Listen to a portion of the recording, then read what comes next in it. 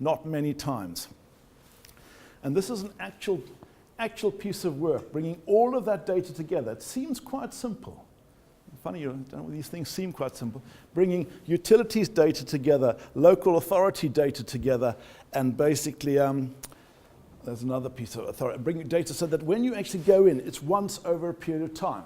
And again, that's for us, well, for everybody, it's a huge amount of money if you do it once, and obviously your asset condition is far, far better.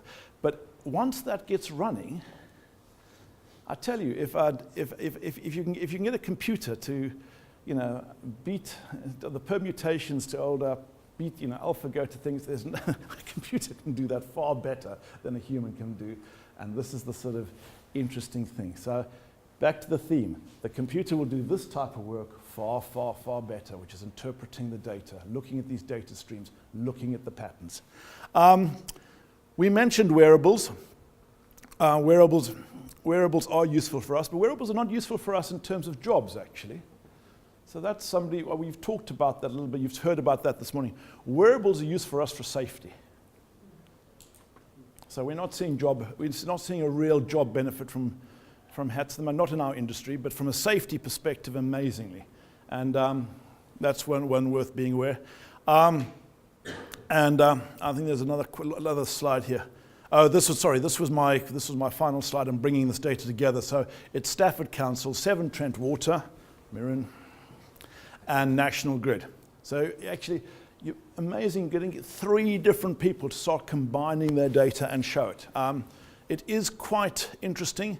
You see, Innovation UK have been supporting it, which is pretty good. They've put quite a lot of money into it. So this is not theoretical. This is actually happening.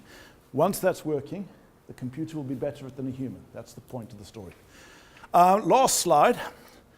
Somebody actually has done, there's a piece of research that's actually done. He's listed, there are thousands and thousands of jobs here.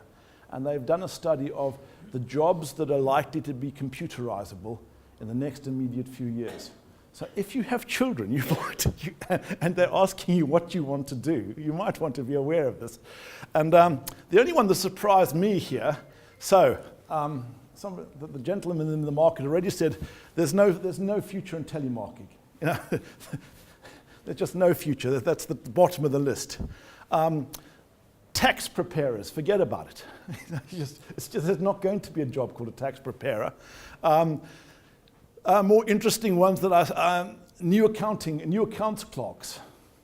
Forget about it. He's saying that's these are jobs that they reckon have a 99% probability of being put into this machine in the next sort of 20 years. 99% probability.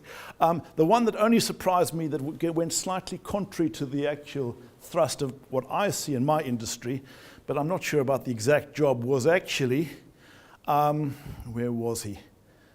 No, they're all there. They're all basically that middle area type of, sewer hand. The sewer hand, I didn't know, that was a strange one. I have not, I think that's an outlier, because all the others are that sort of middle range of jobs. There's disruptive technology. Watch repairers, I don't think it's just because of the watch repairers. I don't think because people are not necessarily wearing won't traditionally wear watches. Last story on that, our chief executive was at our graduate thing. Have I got time? Oh, yes, you have. Oh, good. He was at our graduate last year. And in our industry, a big thing is to bring in apprentices and graduates. Because I tell you, no one wants to go and maintain railways these days. 20, 30 years ago, maintaining railways was quite a prestigious job. No one wants to do it. So we do have a big apprentice scheme. It's one of our big plus points with Network Rail. I reckon we earn most of our brownie points with apprentices and bringing it into the industry. So we have a big graduate scheme here. And chief executive, obviously wandering around looking, and he suddenly looked around and so said, he whispered to somebody, no one's wearing watches. Or somebody said to him, they're not wearing watches. And that's right. The chief executive said, no, that's rubbish. I've got 2 sons, I've given them 2 beautiful watches. Of course they wear watches. But good for him, he actually sort of said, he did, at a pause, he said, well, those people, he didn't want to embarrass anyone, it's quite obvious, this is meant to be an inclusive session. Well, those people, he thought, ooh, I'd better go, not wearing watch, stand up, not including, of the apprentices. And 80% of the people all stood up. So possibly that's the reason why the whole watch repairing business is under jeopardy. But actually, to summarize, we are going to see a big shift. They do think 35% of the current jobs are going to change. So as we are talking about a disruptive session, I do think we are going through a disruptive session. I am seeing incredible pace and change in the industry. But I don't think it is going to be interesting. I don't think underestimate jobs which actually require still levels of dexterity. I would be much, much more worried for a lot of us in our jobs if we don't actually, if we're middle management is the initial high risk area of computerization in the next immediate future. So thank you very much indeed.